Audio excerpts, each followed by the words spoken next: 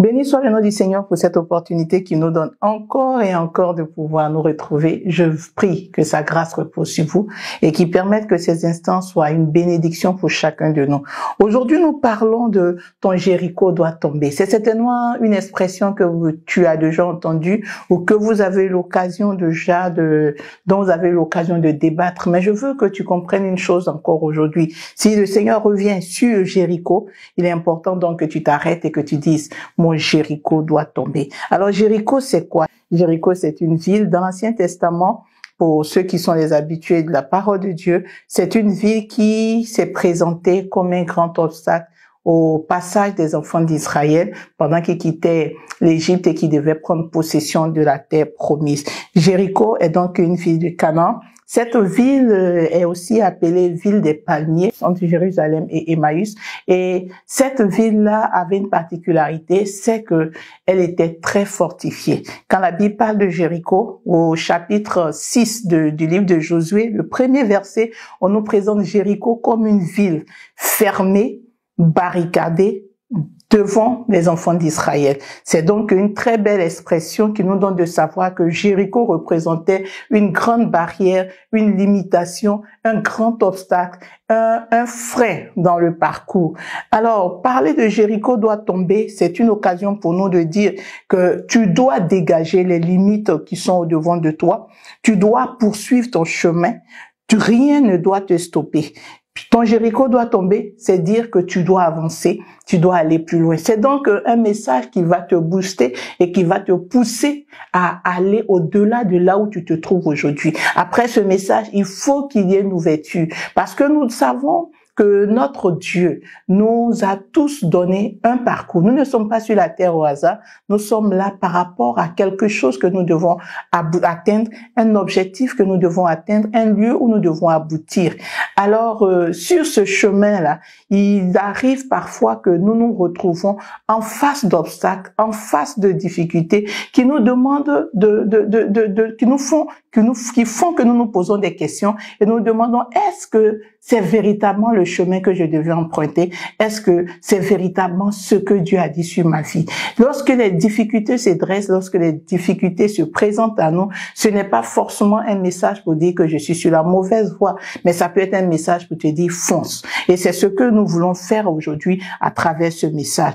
Ton Jéricho doit tomber. Comprends donc que Dieu a un voyage qu'il effectue avec toi, qui est son enfant. Dieu a un voyage qu'il a décidé d'effectuer avec toi, comme il lui a plu de pouvoir prendre Abraham de Charam où il était et d'aller avec lui jusque sur la terre promise pour lui dire: voici les terres dont prendront possession tes descendants. Jésus, étant venu, avait donc sa feuille de route. Il savait d'où il partait et où il devait aboutir et il a réussi cette mission. Dieu ne nous envoie pas au hasard. Dieu fait un chemin avec nous. Le chemin qu'il fait avec nous n'est pas sans obstacle.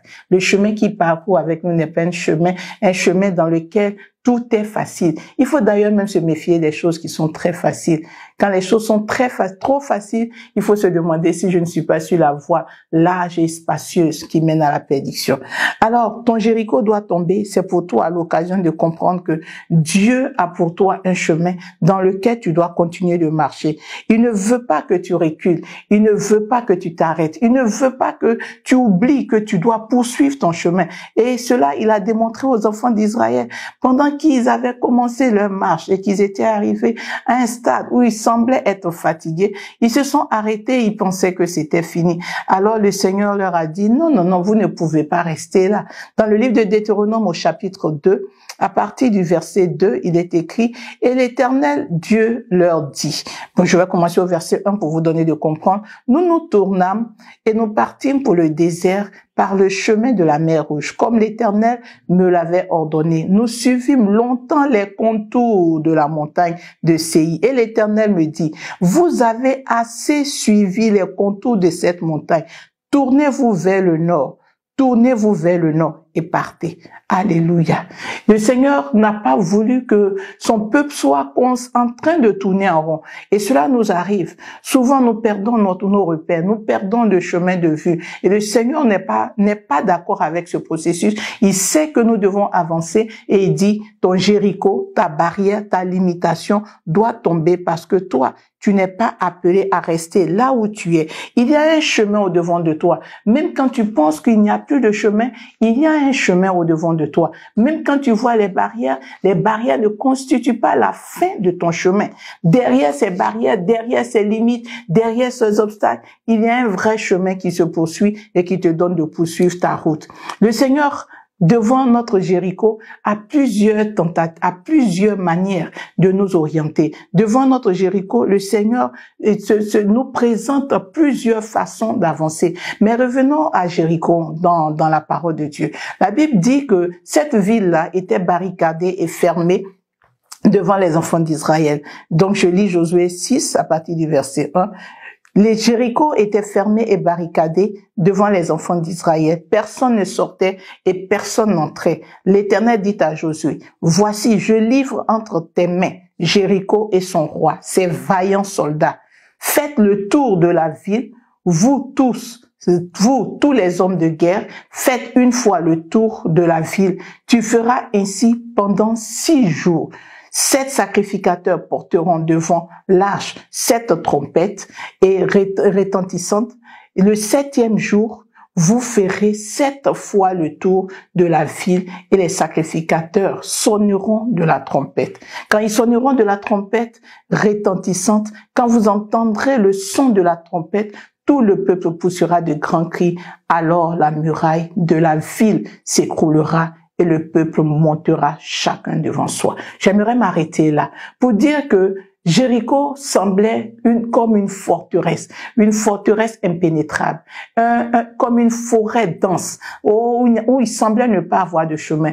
Or, nous savons que notre Dieu est celui-là qui ouvre un chemin là où il n'y a pas de chemin. Devant la mer Rouge, le peuple d'Israël se disait, nous sommes foutus, les Égyptiens derrière nous vont nous détruire. Mais il y avait un chemin là où le peuple d'Israël ne pouvait pas penser, là où les Égyptiens ne pouvaient même pas penser qu'un chemin pouvait se frayer. Dans la mer Rouge, il y avait un chemin dans la mer. Les bateaux passent sur l'eau, mais notre Dieu ouvre un chemin dans la mer. Il ouvrira un chemin pour toi quand tu prendras l'engagement de faire tomber ton Jéricho devant de toi. Alors si ton Jéricho se présente comme la mer, le Seigneur a fendu la mer pour que ses enfants passent. Et là, il a dit à Moïse en son temps, Moïse, lève juste ton bâton, tends-le vers la mer. Et Moïse a exécuté cet ordre de son Dieu et la mer Rouge s'est ouverte. Le peuple de Dieu, nous disent les Écritures, est passé à sec à travers la mer Rouge. Quelle merveille, quel miracle. Et le peuple de Dieu a été sauvé. Les Égyptiens, par contre, ont été engloutis par cette mer Rouge et plus jamais on n'a entendu parler de cette armée forte que représentait l'Égypte en son temps. Le peuple d'Israël continue son chemin et avec Josué, voici qu'il se retrouve devant une autre étendue d'eau, mais cette fois-ci le Jourdain. Devant le Jourdain, le peuple, Josué se souvient, ok, au temps de Moïse, il a tendu son bâton, j'ai certainement pas de bâton, et le Seigneur lui dit, avancez. Comment faire? Alors voici que Josué se demande, mais que vais-je faire? Le Seigneur lui dit, mettez les pieds dans le Jourdain. La Bible nous dit que dès qu'ils mirent les pieds dans le Jourdain s'ouvrit, un chemin fut tracé. Ils avaient besoin juste de mettre les pieds. Ils avaient juste besoin de mettre les pieds dans le Jourdain afin que le chemin se fasse voir. Je veux juste faire comprendre par ces exemples qu'il y a toujours un chemin. Même quand tu penses que tout est fermé, il y a un chemin que ton Dieu t'a réservé. Il faut donc avoir juste une attitude qui te permettra sûrement de découvrir ce chemin. Qu'est-ce que le peuple d'Israël a fait quand ils se sont retrouvés devant Jéricho? Qu'est-ce que tu devras faire devant ton Jéricho? Au travers donc de ce passage, regardons ce qui s'est passé. Devant Jéricho, il faut juste écouter les instructions, les directives du maître. Qu'est-ce que le maître veut? Devant Jéricho, devant cet obstacle qui se dresse au devant de moi, qu'est-ce que mon maître veut? Qu'est-ce qu'il me demande? Cela ne sera pas facile. comme cela n'a pas été facile pour le peuple d'Israël. Certains diront, oh, ça a été le combat le plus facile. Je dis non. Ça a été un combat très difficile. Savoir que tes ennemis sont postés, qui te regardent. Ils savent que tu es venu pour pouvoir les détrôner. Et le Seigneur te dit, garde silence et marche. C'est effrayant. C'est terrifiant. Mais le peuple d'Israël a décidé d'obéir aux instructions. Donc, devant ton Jéricho, je veux juste que tu sois attentif à ton Dieu. Mais tu ne pourras pas être attentif à ton Dieu si tu n'es pas habitué à parler avec lui, si tu n'es pas habitué à entendre sa voix. Alors, quel est ton temps que tu passes devant Dieu? Quelle est ta relation avec le Seigneur? Les agitations, les bruits ça et là ne pourront pas te permettre d'entendre les directives de ton Dieu. Et c'est pourquoi cultive ton intimité avec Dieu. Apprends à entendre la voix de Dieu. Même quand il y a du bruit, apprends à entendre la voix de ton Dieu. Car devant chaque Jéricho, il y a des directives. Dieu est avec toi. Ça, c'est un fait indéniable qu'il faut pouvoir avoir au fond de toi. Je dois écouter les directives parce que je sais que mon Dieu est avec moi. Mon Dieu est avec moi. Mon Dieu ne m'a pas abandonné. Mon Dieu est en train d'avancer avec moi. Je suis certes devant un Jéricho. Je suis certes devant la mer Rouge. Je suis certes devant un Jourdain. Mais je sais que mon Dieu ne m'a pas abandonné parce que je suis devant une limitation. Mon Dieu est avec moi. Mon Dieu a une stratégie pour me donner d'avancer. Alors je dois être à l'écoute pour entendre la stratégie, pour comprendre la stratégie qu'il veut pour moi. Pour Jéricho, il leur avait juste dit, chaque jour, pendant 6 jours, faites un tour. Pendant 6 jours, chaque jour, faites un tour. Et il y avait des dispositions, la manière dont ils devaient être placés. Oh, ceux qui sont les sacrificateurs devaient être devant. Et ceux qui doivent sonner la trompette devaient être à la suite. Et ils devaient marcher, juste faire le tour des murailles. Alors, le 7e jour, il devait faire 7 fois le tour. Et au 7e tour, il devait sonner de la trompette, il devait pousser des cris de joie. Et le Seigneur dit, vous auriez ainsi la victoire. Ça paraissait absurde, mais c'était ça la stratégie pour Jéricho. Donc Jéricho va t'imposer une stratégie que les hommes ne peuvent pas comprendre. Comme cette femme veuve qui allait voir Élisée ne pouvait peut-être pas comprendre ce qu'Élisée lui disait. Va prendre des vases, enferme-toi. Prends des vases en aussi grand nombre, enferme-toi. Et renverse le peu d'huile dans les vases. Elle pouvait se dire, mais c'est absurde. La délivrance souvent vient par des méthodes absurdes. Ce que tu maîtrises, ce que tu connais ne marche pas toujours. Écoute la stratégie de Dieu devant ton Jéricho parce que ton Jéricho doit tomber. Alors, tu dois comprendre que Dieu est avec toi. Alors si tu as cru, si tu as compris que Dieu est avec toi, si tu as compris qu'il y a une stratégie qui te communique, sois obéissant. Ne raisonne pas, sois obéissant. Obéis simplement. Ne faisons pas comme ce Syrien. Naaman, qui lui a trouvé que le prophète qu'il allait voir pour être guéri de sa lèpre dans le livre de 2 Rois, devait sortir de sa case, venir le toucher sa lèpre, secouer. Il avait une méthode pour lui. Mais nous, notre méthode n'est pas forcément, la méthode de Dieu ne correspond pas toujours à notre méthode.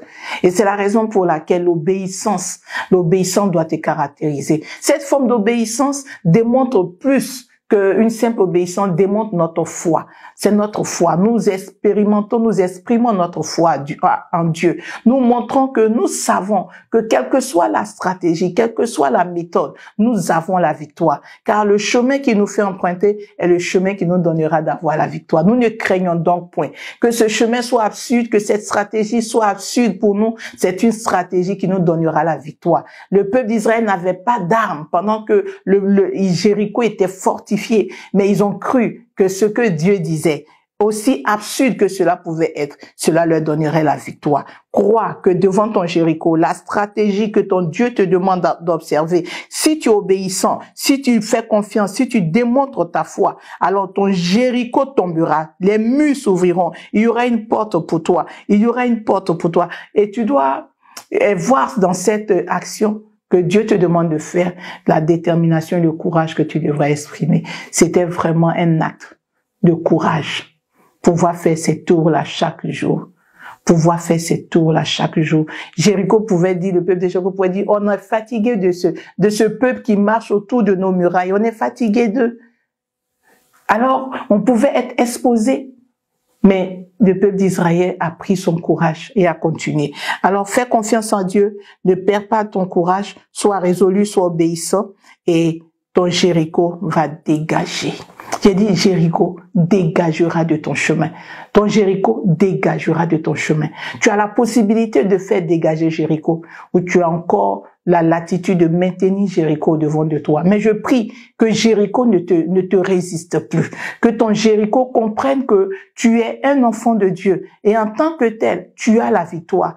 Tel le Seigneur a pu dire concernant Zorobabel dans le livre de Zacharie, qui es-tu grande montagne devant Zorobabel? Je prie que au travers de ce message, que tu entendes la voix de Dieu te dire de parler à ton Jéricho, de parler à ta montagne et de lui dire, qui es-tu Jéricho? Qui es-tu grande montagne devant la fille de Dieu, devant le Fils de Dieu, devant la princesse de l'Éternel, devant le prince de l'Éternel, celui en qui réside le grand Dieu. Qui es-tu? Alors lève-toi et prends ton courage et dis, Jéricho, tu dégages. Assez, tu m'as limité. Je ne resterai plus dans tes limites. Je sors parce que je dois avancer. J'ai un but à atteindre, j'ai un objectif à atteindre et je dois accomplir la mission pour laquelle Dieu me donne la vie. Beaucoup meurent, mais si je suis en vie, chaque jour, j'ai quelque chose à accomplir et je dois avancer avec ce Dieu-là. Jéricho dégage parce que tu as la détermination. Jéricho dégage parce que tu crois en ton Dieu. Ton Jéricho dégage parce que tu as confiance en ton Dieu. Ton Jéricho dégage parce que tu restes attentif aux stratégies de ton Dieu. Tu appliques tes stratégies que Dieu te donne, tu auras la victoire parce que ton chemin va s'ouvrir et tu iras plus loin. Jéricho a été détruit. Et l'homme de Dieu, Josué, en son temps, a prononcé une malédiction. Il dit, malheur à celui qui rebâtira Jéricho. Il le rebâtira au prix de son fils aîné. Et dans les Écritures, cette parole s'est concrétisée. Un certain Uriel a voulu rebâtir Uriel de Bethel, a voulu rebâtir les murailles. Il l'a fait au prix de ses enfants. C'est pourquoi, quand tu dégages, quand tu fais dégager Jéricho, impose que Jéricho ne soit plus jamais rebâti, que Jéricho ne se lève plus jamais. Tu auras d'autres combats, mais que ce ne soit pas les mêmes combats. Que ta vie ne soit pas une vie dans laquelle tu es toujours en train de mener le même combat. Finis avec ce combat de Jéricho et avance. Va affronter Haï, va affronter Gabaon, va affronter d'autres peuples qui sont au devant, qui montrent que tu avances avec ton Dieu. Que Jéricho soit anéanti, que Jéricho tombe et que tu passes pour toujours. Que Jéricho tombe et que tu fasses de grands pas et que tu entres dans ce que Dieu a prévu pour toi. Jéricho tombe parce que tu as avec toi le Dieu de victoire. Dieu a accordé la victoire à son peuple. Tu fais partie du peuple de Dieu. Tu fais partie des élus de Dieu. Et il est prêt à aller avec toi pour que ton Jéricho puisse tomber.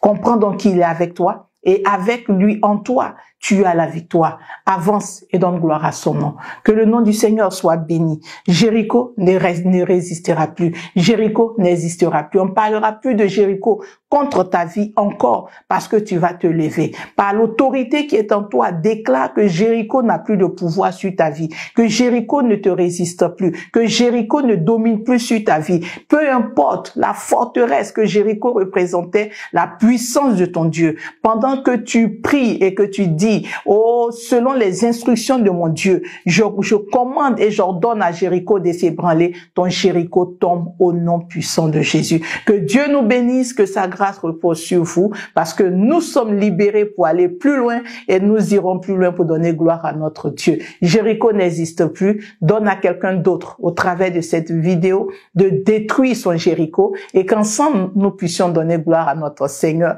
pour ce qu'il fera dans la vie de ses enfants et au travers de ce qu'il fera dans notre vie, dans notre nation, dans notre humanité tout entière. Que Dieu vous bénisse et que sa grâce repose sur vous. Donc, pour toutes vos préoccupations, ne manquez pas, vous avez les contacts en dessous de la vidéo. Cela nous fera encore plaisir d'échanger avec vous. Très bon jour et que la grâce de Dieu soit avec vous. Amen.